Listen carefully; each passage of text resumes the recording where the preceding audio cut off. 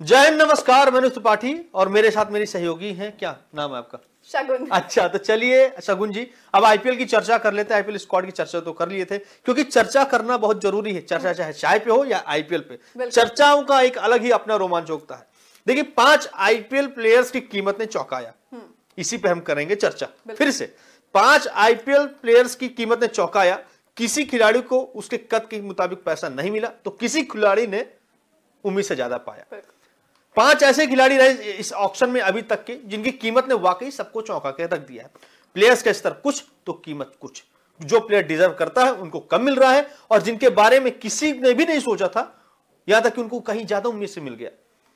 अब अगर हम बात करें ऑक्शन के पहले दिन की, तो वो 5 प्लेयर हैं जिनकी कीमत ने वाकई सबको चौंका के दिया। मैं आपको पूरे रिपोर्ट बताऊंगा, सिर्फ मैं ही नहीं, मेरी सहयोगी शगुन भी आपको पूरा का पूरा सहयोग प्रदान करेंगी। लेकिन इस लिस्ट में जो सबसे पहले खिलाड़ी हैं वो है केएल राहुल। इनकी कीमत ने भाई वाकई सबको चौंका दिया, क्योंकि किसी ने उम्मीद नहीं लगाई थी कि केएल राहुल को सिर्फ 14 करोड़ रुपए मिलेंगे। जहां ऋषभ पंत को 27 करोड़ मिल रहे हैं, तो श्रेयस को भी लगभग 27 करोड़ यानी कि 26 करोड़ 75 लाख मिल रहे हैं। वहां पर केएल राहुल को सिर्फ 14 करोड़ किसी ने उम्मीद नहीं की थी।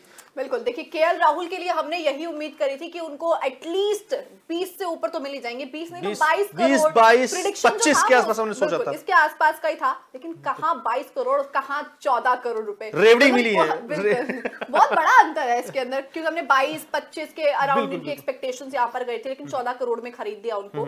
दिल्ली ने एक तरीके से बोनस ही पाया, दिल्ली को बोनस ही मिल गया एक तरह से। कम बजट के अंदर एक बेहतरीन खिलाड़ी उनको मिल गया दिल्ली कैपिटल्स को, एक कप्तान भी मिल गया, बढ़िया बल्लेबाज भी मिल गया, और रकम खर्च हुई मात्र 14 करोड़ रुपए। दमाजी भी मिल गए। कोई ना, दमाजी का स्वागत 14 करोड़ से किया दिल्ली वालों। लेकिन इसके बाद अगर दूसरी सबसे ज्यादा चौंकाने वाली कीमत रही, वो है वेंकटेश अय्यर की। सोचिए, आज तक इन्होंने सबको चौंका दिया। जो सिर्फ आईपीएल खेलते हैं, किसी भी इंडियन टीम में इनका सिलेक्शन नहीं हुआ है, अनकैप्ड प्लेयर है। डोमेस्टिक में भी कुछ खासा अच्छा प्रदर्शन नहीं रहा है। वो वेंकटेश अय्यर, सबको लगा था कि 12-13 करोड़ ठीक है, ज्यादा ज्यादा 14 करोड़। लेकिन वेंकटेश अय्यर को कितने मिले? लगभग 24 करोड़, यानी कि 23 करोड़ 75 लाख रुपए। केकेआर ने इनको 23 करोड़ 75 लाख रुपए दिए। सोच सकते हैं क्यों, और इसकी वजह क्या है, और इस रकम ने आपको चौंकाया है? मेरे को तो बिल्कुल चौंका दिया। मेरी एक्सपेक्टेशंस, मैं बार-बार यही कह रही हूं, आपको कैसे चौंका सकता है? मेरी एक्सपेक्टेशंस केएल राहुल से ही थी, क्योंकि he was the deserving one. एक ऐसा प्लेयर जो डिजर्व करता है कि हाँ भैया, उसको मिलने चाहिए अच्छी खासी रकम। 14 करोड़ रुपए में केएल राहुल को खरीदा। फॉर्मेट में भी खेलते हैं वो, इंडिया के मौजूदा प्लेयर भी तीनों फॉर्मेट में खेलते हैं। इतने जबरदस्त बल्लेबाज है वो, लेकिन उनको मिल रहा है 14 और वेंकटेश अय्यर को मिल रहा है लगभग 24 करोड़। कहीं उल्टी टोपी तो नहीं घूम गई है? वही हो रहा है कि वेंकटेश अय्यर का नाम नहीं रहा था, केएल राहुल के ऊपर खर्च हो गया, केएल राहुल का वेंकटेश पे ऊपर खर्च हो गया। सब्र करिए, ये सिर्फ 2 खिलाड़ियों की बात है। अभी हम और भी खिलाड़ी हैं जिनको सुन करके आपको लगे भैया ये हुआ क्या पूरे के पूरे आईपीएल में। अब तीसरे प्लेयर की बात करें तो भाई है जितेश शर्मा। पंजाब किंग्स ने भी इतना पैसा दिया जितना आरसीबी ने दिया था, लेकिन जितेश शर्मा के अब इंडियन टीम में एक तरीके से ज्यादा नहीं खेल पाए, ज्यादा एक मौके नहीं मिले, 1-2 मौके मिले हैं, ज्यादा कुछ कमाल कर नहीं पाए। और इसके अलावा डोमेस्टिक में भी कुछ ज्यादा खास प्रदर्शन नहीं रहता इनका। बल्लेबाज भी उतने खास है नहीं। इनको 11 करोड़ रुपए मिल जाएंगे। सबने सोचा था प्रेडिक्शन के बारे में कि लगभग 3-4 करोड़ रुपए मिल जाएंगे, बिक जाएंगे, लेकिन बिके कितने में? 11 करोड़। तो इस कीमत ने सबको वाकई चौंका दिया है। आरसीबी ने इनको 11 करोड़ में अपनाया, तो पता नहीं, आरसीबी जानती होगी, आरसीबी ने इनके अंदर कुछ तो खास अलग बात देखी होगी, तभी तो अपनाया होगा। ठीक है, अब जितेश शर्मा के बाद चौथे खिलाड़ी की भी आप बहुत जल्दी थी क्योंकि ऐसे प्लेयर्स के ऊपर जिनको आरसीबी को पता नहीं उन्होंने क्यों खरीदा है, तो ज्यादा चर्चा करके भी क्या ही होगा। खैर, अगला खिलाड़ी। लेकिन नेक्स्ट खिलाड़ी की अगर मैं बात करूं तो समीर रिजवी, जिसने इस पे तो बात करना पड़ेगा। मतलब पिछली बार महेंद्र सिंह धोनी की जो टीम थी सीएसके, उसने इस खिलाड़ी को 8 करोड़ रुपए में खरीदा, अपनी टीम में इसको जगह दी। आते ही इस खिलाड़ी ने तहलका मचा दिया था। मतलब क्या गजब खिलाड़ी था पिछले आईपीएल सीजन का ये। राशिद खान जैसे गेंदबाज को इसने वर्ल्ड क्लास यहाँ पर टक्कर दी थी। बिल्कुल, मतलब एक जो सॉलिड गेंदबाज होता है वो यहाँ पर समीर रिजवी था। बिल्कुल 7 से 8 करोड़ में उनको मिल जाते हैं इस बार भी, क्योंकि पिछली बार परफॉर्मेंस इनकी इतनी अच्छी थी। लेकिन गुरु कहां 7 करोड़, कहां 1 करोड़। 1 करोड़ भी उनको इस बार नहीं मिला। देखिए, एक तरफ है वेंकटेश अय्यर, वो भी चौंका रहे, और इनकी मात्र 1 करोड़। यार इतना गिरा हुआ खिलाड़ी भी नहीं है। बात करें राजस्थान, भी नहीं मिली ना बात करें राजस्थान रॉयल्स टीम की, तो राजस्थान रॉयल्स टीम ने वैभव सूर्यवंशी को देखा जाए तो इससे ज्यादा एक तरह से डिजर्व कर गए यार, वो तो कुछ भी नहीं कहा। ये तो बात करें समीर रिजवी को 1 करोड़ मिले भी नहीं मिले, सिर्फ उनको मात्र 95 लाख में दिल्ली कैपिटल्स ने खरीदा। तो ये बहुत चौंकाने वाली बात है कि जिसको पिछली बार 8 करोड़ से ज्यादा मिल गए हैं, उसको इस बार मात्र 1 करोड़ भी नहीं मिल पाए। और इसके बाद सबके दिल थोड़ा सा पसीज गया कि भाई इतना बुरा खिलाड़ी नहीं था। 5वीं रकम की बात की जाए तो इसने भी सबको चौंकाया, वो है रविचंद्रन अश्विन। इनको लगभग कितने में खरीदा गया आपके हिसाब से? खरीदा जाना चाहिए 14-15 करोड़ में खरीदा जाना, लेकिन ऐसा हुआ नहीं। ना इतने के भी खिलाड़ी नहीं है। 9 करोड़ 75 लाख में सीएसके ने खरीदा है। तो उसका रीजन भी है क्योंकि अश्विन की उम्र हो चुकी है, अब फील्डिंग में उतनी चुस्त नहीं रही है। एक जमाना था अश्विन, जड्डू, रैना फील्डिंग में भी महारथी थे। अब एक ऑफिसर के रूप में उनकी रोल रहेगा। उनको सीएसके ने 9 करोड़ 75 लाख में खरीद लिया, यानी कि लगभग 10 करोड़ दिए हैं। अब सबने सोचा था कि अश्विन हो सकता है भाई 3-4 करोड़ में। हाँ ठीक है, लेकिन ज्यादा में खरीद लिया, अब क्या किया जा सकता है। लेकिन 5 करोड़ वाले प्लेयर को अगर 10 करोड़ देना है, लगभग इसने सबको यहाँ पर चौंका दिया। 5 खिलाड़ी हमने यहाँ पर बात करी जिनकी कीमतों ने वाकई सबको चौंका दिया। आपको क्या लगता है, ये बात तो पूरी हो गई कि पूरे आईपीएल ऑक्शन में वो 5 खिलाड़ी कौन से थे जिन्होंने सबको चौंका दिया? अब आगे की बात क्या है? अब बात थोड़ा सा कर लेते हैं, अब एक एक खिलाड़ी की बात करेंगे। यहाँ पे सबसे बड़ा चौंकाने वाली जो अपडेट आई वो श्रेयस अय्यर को लेकर के आई, क्योंकि श्रेयस अय्यर कप्तान अब हो सकते थे पंजाब के, लेकिन अब नहीं रहेंगे, ऐसी खबरें हैं। क्योंकि श्रेयस अय्यर रिकॉर्ड बोली के बाद कोच रिकी पॉन्टिंग ने चौंकाने वाले बयान दे दिया। उनका कहना, फोन उठाया नहीं, फोन ना उठाना पड़ेगा भारी। बिल्कुल ऐसा कयास लगाया जा रहा है। श्रेयस अय्यर जो कि कोलकाता नाइट राइडर्स से आईपीएल सीजन 17 का खिताब जीतने के बाद रिलीज कर दिए गए थे, उन्हें आईपीएल 18 की मेगा ऑक्शन के पहले दिन पंजाब किंग्स ने रिकॉर्ड तोड़ 26 करोड़ 75 लाख की बोली पर खरीदा था। आईपीएल के क्रिकेट के ऑक्शन के इतिहास में यह दूसरी सबसे बड़ी बोली है। लेकिन इसके बावजूद अब तक यह साफ नहीं हो पाया है कि पंजाब किंग्स आईपीएल के अगले सीजन में श्रेयस अय्यर को कप्तानी देंगे या नहीं देंगे। उसका पीछे कारण भी है जी, हम इसलिए कह रहे हैं हाँ। क्योंकि पंजाब किंग्स के कोच रिकी पॉन्टिंग का एक बहुत ही अजीबोगरीब बयान सामने आया था अनुज। रिकी ने अगले आईपीएल सीजन में श्रेयस की कप्तानी को लेकर क्या कहा, क्या उनका पूरा बयान था, श्रेयस के साथ जुड़ने के बाद पंजाब किंग्स की प्लानिंग क्या चल रही थी, हम आपको इस रिपोर्ट के जरिए बताते हैं। बिल्कुल यहां पर रिपोर्ट्स की बात करें तो भले ही पंजाब किंग्स ने आईपीएल सीजन 18 से पहले श्रेयस को अपनी टीम के साथ रिकॉर्ड तोड़ 26 करोड़ 75 लाख की कीमत पर खरीद लिया हो, भले ही यह माना जा रहा हो कि श्रेयस अय्यर आईपीएल के अगले सीजन में पंजाब किंग्स के कप्तान होंगे, लेकिन पंजाब किंग्स के नए हेड कोच रिकी पॉन्टिंग की कप्तान की बारे तो पंजाब किंग्स ने श्रेयस को कप्तानी देने के बारे में कोई फैसला नहीं किया है। हालांकि रिकी पॉन्टिंग ने यह जरूर बताया कि श्रेयस अय्यर कप्तानी के एक आदर्श विकल्प जरूर हो सकते हैं। अब आपको बता दें कि श्रेयस पर रिकॉर्ड तोड़ बोली लगने के बाद प्रेस कॉन्फ्रेंस में रिकी पॉन्टिंग मीडिया के सामने आए और उन्होंने श्रेयस पर लगाई गई बोली के बारे में पूछा गया। तो मीडिया में रिकी पॉन्टिंग ने जब पूछा गया कि आईपीएल सीजन 18 में श्रेयस टीम के साथ उनका क्या रोल रहेगा, तो इस सवाल का जवाब देते हुए रिकी पॉन्टिंग ने बताया कि इस बारे में आप बताइए शगुन जी। जी बिल्कुल, देखिए जब उनकी तरफ से श्रेयस को फोन किया गया था तो श्रेयस ने फोन ही नहीं उठाया। ऐसे में अब उनकी श्रेयस से कप्तानी को लेकर बात नहीं हुई। हालांकि वो एक कप्तान के तौर पर अच्छे विकल्प के लिए जरूर हो सकते थे। मैंने अभी तक कप्तानी पर श्रेयस से बात नहीं की, नीलामी से पहले उससे फोन किया था लेकिन उससे फोन नहीं उठाया। वो आईपीएल में सफल कप्तान रहा और उसके साथ फिर से काम करके अच्छा लगेगा। पिछले सीजन में उसने खिताब जीता था, हमें ऐसा खिलाड़ी मिल गया जो ये काम फिर से कर सकता है अगर हम उसे कप्तान चुनते हैं। गौरतलब है कि आईपीएल ऑक्शन से पहले श्रेयस ने सैयद मुश्ताक अली ट्रॉफी में शानदार शतक बनाया था। आईपीएल ऑक्शन में श्रेयस के नाम पर लगी बोली में श्रेयस का सैयद मुश्ताक अली ट्रॉफी का बनाया गया शतक भी एक अहम वजह रहा। पॉन्टिंग ने श्रेयस की फॉर्म की भी तारीफ की। उन्होंने उम्मीद जताई कि जैसा प्रदर्शन श्रेयस ने Syed Mushtaq Ali trophy T20 tournament में किया है, अगर वैसे ही प्रदर्शन वो आईपीएल के अगले सीजन में पंजाब किंग्स के लिए भी करते हैं तो एक टीम के तौर पर यह बात पैसा वसूलने वाली रहेगी। मुझे फिर से उनके साथ काम करने को लेकर खुशी है। और उसके बाद सैयद मुश्ताक अली ट्रॉफी में 57 गेंदों पर नॉट आउट 130 रन बनाए थे। अगर आईपीएल में भी वो ऐसा प्रदर्शन कर पाते हैं तो हमें बहुत खुशी होगी। जी बिल्कुल, देखिए गौरतलब है कि श्रेयस की कप्तानी में कोलकाता नाइट राइडर्स ने आईपीएल सीजन 17 का खिताब जीता था।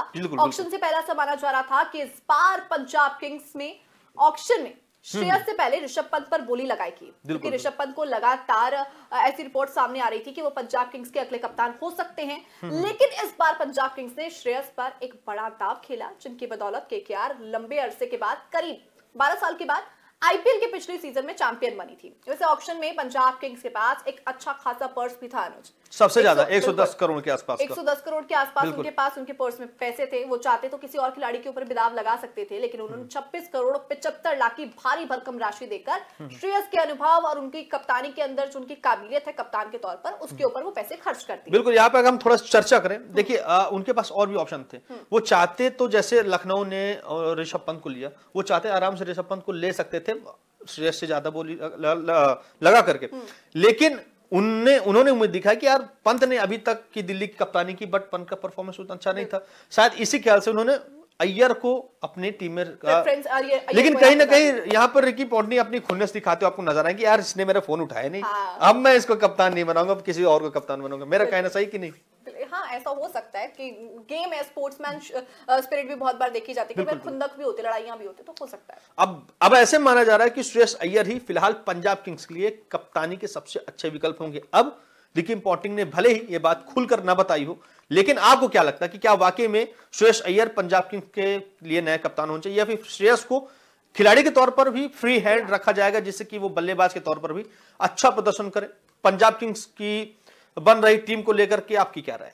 जो भी राय हो आप थोड़ा सा यहाँ पे कि वाकई आईपीएल 18 सीजन के चैंपियंस के तौर पर कमबैक कर सकती शगुन या नहीं? मुझे लगता है कि पंजाब दिल्ली पंजाब मुझे लगता है कि इस बार पंजाब को ना वो थोड़ी जरूरत है बूस्टअप की। चलिए केकेआर की बात कर लेते हैं। अब केकेआर की बात कर लेते हैं, क्योंकि केकेआर कप्तान गए तो दूसरे कप्तान की बात कर लें कि जब श्रेयस पंजाब किंग चले गए हैं तो कोलकाता का नया संकट मोचन कौन होगा शगुन, कौन होगा? मुझे लगता है आईपीएल 18 के लिए केकेआर को अब नया कैप्टन मिल चुका है, लेकिन इस कैप्टन का नाम सुनकर ना आप भी हैरान होंगे। एक वेंकटेश गया, दूसरा आता है यहाँ पर, मतलब अलग ही यहाँ पर प्लान देखने को मिल रहा है। देखिए, defending champion Kolkata night Riders को अपना नया कप्तान मिल चुका है। हैरानी की बात, कई लोग उनका नाम सुनकर भी हैरान होंगे, क्योंकि आईपीएल के ऑक्शन में जब केकेआर ने अपने ही खिलाड़ी वेंकटेश अय्यर को दोबारा खरीदने के लिए करीब 24 करोड़ की बोली यहाँ पर लगा दी, ज्यादा ही लगा दी थी। मैं इस बोली को लेकर बहुत ज्यादा कंफ्यूज था कि 23 करोड़ 75 लाख की बोली, यार शगुन कुछ एक्स्ट्रा नहीं हो गया है? बहुत ज्यादा एक्स्ट्रा हो गया है, मतलब थोड़ा ज्यादा ही हो गया है यहाँ पर। तो आईपीएल 2025 में वेंकटेश अय्यर ही केकेआर के कप्तान होंगे। खुद वेंकटेश अय्यर ने भी नहीं होंगे नहीं, उन्होंने इच्छा जाहिर की थी, इच्छा जाहिर की, होंगे नहीं, इच्छा यहाँ पर उन्होंने जाहिर करी कि मैं कैप्टन हो सकता हूँ। हाँ, लेकिन अब केकेआर वेंकटेश अय्यर के अरमानों पर पानी फेरने के लिए भी तैयार है, क्योंकि वेंकटेश अय्यर इस काम के लिए केकेआर की पहली पसंद बिल्कुल नहीं है। बिल्कुल। आपको बता दें, 24 करोड़ की कीमत वाले वेंकटेश अय्यर नहीं, बल्कि सिर्फ 1.5 करोड़ की कीमत वाले अजिंक्य रहाणे प्रेफरेंस हो सकते हैं यहाँ पर। खिलाड़ी उम्दा है, बहुत उम्दा खिलाड़ी है। मुंबई की रणजी टीम के भी कैप्टन रह चुके हैं, बिल्कुल। और इस वक्त केकेआर का अगले सीजन के कैप्टन की रेस में वो सबसे आगे चल रहे हैं, मतलब दौड़ लगा रहे हैं वो तेजी से। अजिंक्य रहाणे को सईद मुश्ताक अली ट्रॉफी में मुंबई की टीम ने अपना कैप्टन नहीं बनाया, लेकिन केकेआर आईपीएल 2025 में रहाणे को अपनी टीम का कैप्टन बना सकते हैं, जो मुझे लग रहा है। अब आप ये भी बता दें कि अजिंक्य रहाणे इससे भी पहले केकेआर का एक हिस्सा रह चुके हैं। इस बार आईपीएल ऑक्शन में अजिंक्य रहाणे को खरीदने के लिए केकेआर ने 1.5 करोड़ की एकदम सस्ती, एकदम बोले तो यार 1.5 करोड़ रुपए में अजिंक्य रहाणे जैसे खिलाड़ी खरीद लिया गया, बोनस खिलाड़ी। ये 1.5 करोड़ अजिंक्य रहाणे का बेस प्राइस ही था, और इस बेस प्राइस में 36 साल के अजिंक्य रहाणे को आईपीएल के अलग अलग सीजन में 6 अलग अलग टीमों से खेलने का एक्सपीरियंस है। और इस दौरान अगर रहाणे की करियर की बात करें तो अजिंक्य रहाणे 185 आईपीएल के मुकाबले में लगभग 4600 के ऊपर रन बना चुके हैं, जिसमें से 105 नॉट आउट के टॉप स्कोर के साथ उनकी टीम 30 हाफ सेंचुरी, 2 सेंचुरी भी शामिल है। आईपीएल के इतिहास में देखा गया है कि कई बार फ्रेंचाइजी ने युवा खिलाड़ी को टीम की कमान सौंपी है, चाहे वो ऋषभ पंत हो, श्रेयस अय्यर हो, कई वह कप्तान आईपीएल के अंदर हमें देखने को मिलते हैं। लेकिन अगर हम बात करें वेंकटेश अय्यर और रहाणे, जमीन आसमान का अंतर है यार। हाँ है तो, लेकिन कोई सोचे कि इतना महंगे खिलाड़ी को अगर कप्तान नहीं बनाएंगे तो इसको बना रहे हैं, तो सब लोग सबसे बड़ी हैरानी वाली बात होगी। लेकिन प्लस पॉइंट यहाँ पर ये है अजिंक्य रहाणे के लिए कि वो इंडिया टीम का हिस्सा है। बिल्कुल और ना वो युवा खिलाड़ी हैं, ऐसे में माना ये भी जा सकता है क्योंकि थोड़े बहुत एक्सपीरियंस की जरूरत होती है। वेंकटेश अय्यर को केकेआर अपनी टीम की कमान सौंप सकती है युवा खिलाड़ी को तौर पर देखते हुए। लेकिन फिलहाल अगर एक अंग्रेजी अखबार की अगर मैं कुछ रिपोर्ट्स की भी यहाँ पर बात कर लेते हैं, तो सूत्रों के अनुसार से जो खबर आ रही थी कि अजिंक्य रहाणे ही टीम के अगले कैप्टन बनेंगे, फ्रंट रनर वो रहेंगे, और ये भी कहा जा रहा था कि केकेआर की तरफ से जो बयान सामने आए, चलिए आपको वो भी मैं जरा सूत्रों के साथ जो बयान आए हैं, वो सूत्रों के हवाले से हमें खबर मिल रही है। सूत्रों के साथ जो बयान आया है यहां पर केकेआर के अधिकारी बताते हैं कि हाँ फिलहाल ये 90% तय है कि अजिंक्य रहाणे केकेआर के नए कप्तान होंगे। उन्हें केकेआर ने खास तौर पर कप्तानी के लिए उपयुक्त विकल्प के तौर पर ही खरीदा था। कोलकाता नाइट राइडर्स आईपीएल की डिफेंडिंग चैंपियन टीम है। हालांकि पिछले सीजन केकेआर के कई खिलाड़ी साझा प्रदर्शन करने के दम पर केकेआर चैंपियन बनी थी, लेकिन उसका बड़ा श्रेयस अय्यर की कप्तानी को भी जाता है। अगर यही वजह है कि इस बार आईपीएल के ऑक्शन में श्रेयस बड़ी कीमत पर पंजाब किंग्स द्वारा खरीदे भी गए और पंजाब के लिए वो अगले सीजन की कप्तानी भी करते हुए नजर आएंगे। लेकिन क्या आपको लगता है कि रहाणे की कमान संभालने के बाद केकेआर अपनी चैंपियनशिप को दोबारा डिफेंड कर पाएगी? केकेआर चौथी बार आईपीएल की दोबारा चैंपियन बन पाएगी? कैसे कप्तान साबित हो सकते हैं वो? ये तो बात हो गई केकेआर की।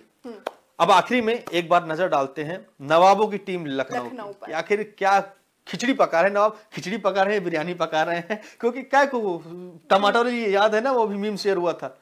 हैदराबादी बिरयानी और लखनवी बिरयानी में क्या डिफरेंस है? टमाटर कौन डालता है? टमाटर लखनऊ वाले ज्यादा डालते होंगे। तो चलिए नवाबों की बात कर लेते हैं। टमाटर तो हो गया मजाक है।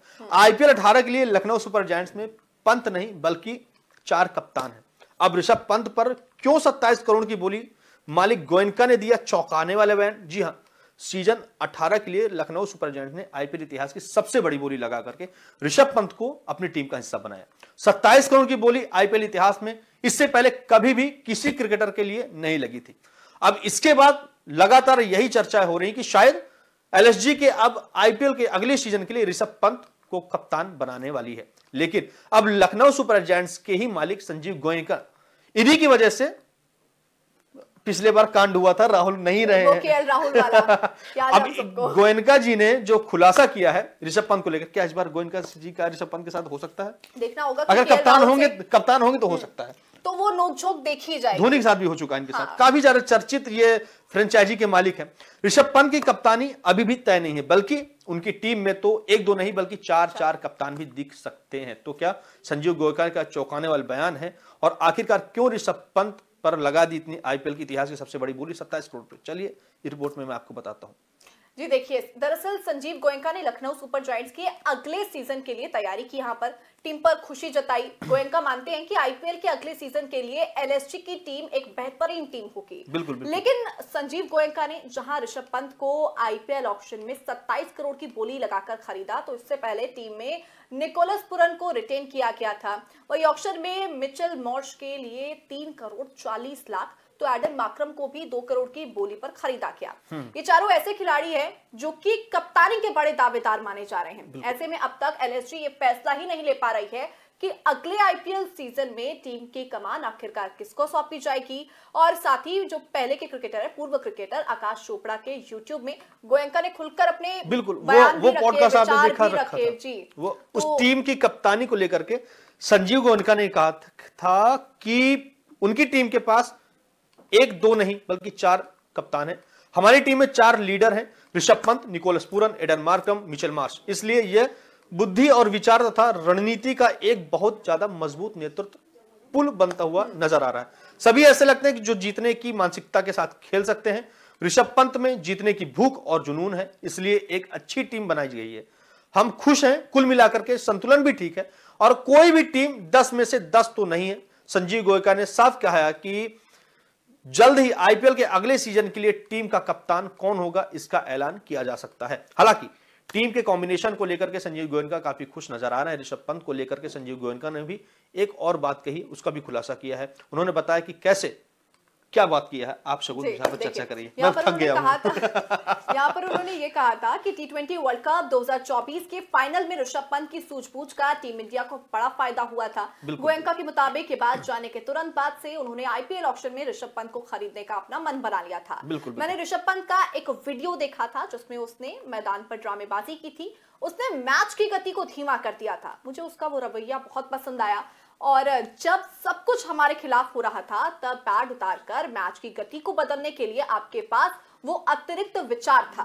उस समय से मेरे मन में विचार था कि काश ऋषभ पंत मेरी टीम में होता। इसके साथ ही वो एक जानलेवा चोट से उभर कर वापस आए और वो अपने मूल फॉर्म से बेहतर फॉर्म में खेल रहे हैं। ऋषभ पंत 27 साल के हैं। मुझे उम्मीद है कि वो अगले 10 से 12 सालों तक एलएसजी के साथ रहेंगे।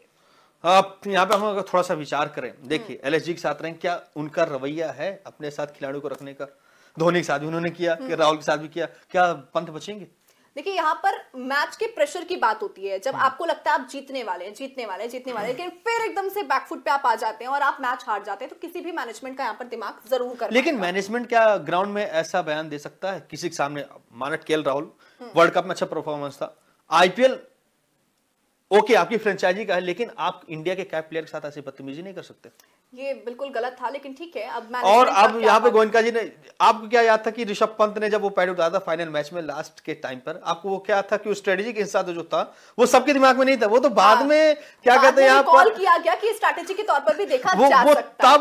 तब किया गया जब पीएम मोदी के साथ जब चर्चाएं हो रही थी, तब यहाँ पर रोहित शर्मा ने बताया था कि वो ये कारनामा था जो खेल को पूरा पलट दिया। तो वहां के बाद बड़े बड़े दिग्गज बोलने लगे कि यहाँ पर होने लगे, ये बयान था।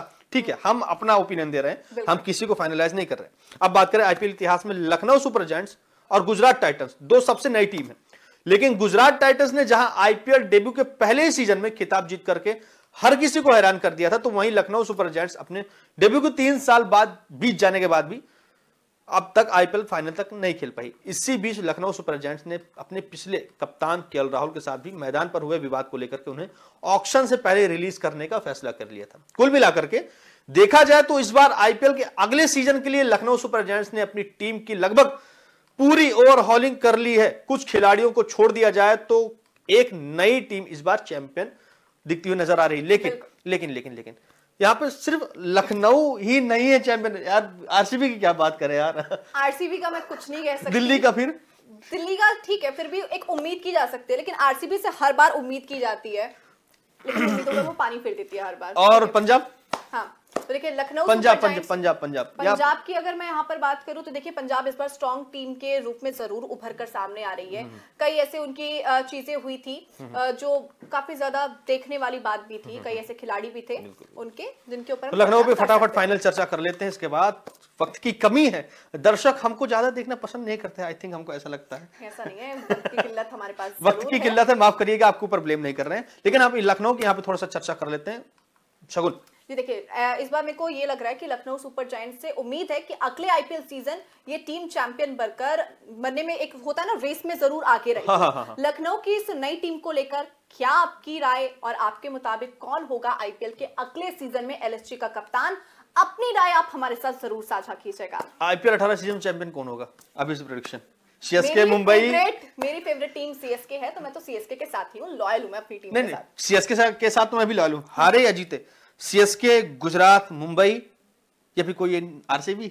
नहीं आरसीबी से सबने उम्मीद छोड़ दिया यार, इतने दिग्गज खिलाड़ी थे, लेकिन आरसीबी ने आज तक कोई कप नाम दे नहीं कर पाया। For me it's either CSK और गुजरात टाइटंस। गुजरात, सीएसके और मुंबई, ये तीन में से कोई बन जाए। केकेआर भी अच्छी टीम है, हाँ ऑफ कोर्स। और फिर हैदराबाद से ठीक काव्या मारन है, बट मेरे लिए पर्सनल फेवरेट मेरी जो है। आपको काव्या मारन पसंद है या नहीं? वो पिछले सीजन में बहुत फेमस हुई थी, पिछले कार्स के कलेक्शन के लिए भी और अपने ठीक है अपने रवैये के लिए भी। चलिए खैर कोई बात नहीं, अब ये इस प्रोग्राम इतना ही, वक्त की किल्लत है। अब दीजिए हमको इजाजत, फिर से मिलते हैं अगली ऐसी ही तमाम खेलों से रिलेटेड, खेलों से संबंधित चर्चाओं के साथ। मैं अनुज त्रिपाठी और मेरी सहयोगी शगुन, तब तक के लिए जय हिंद, नमस्कार।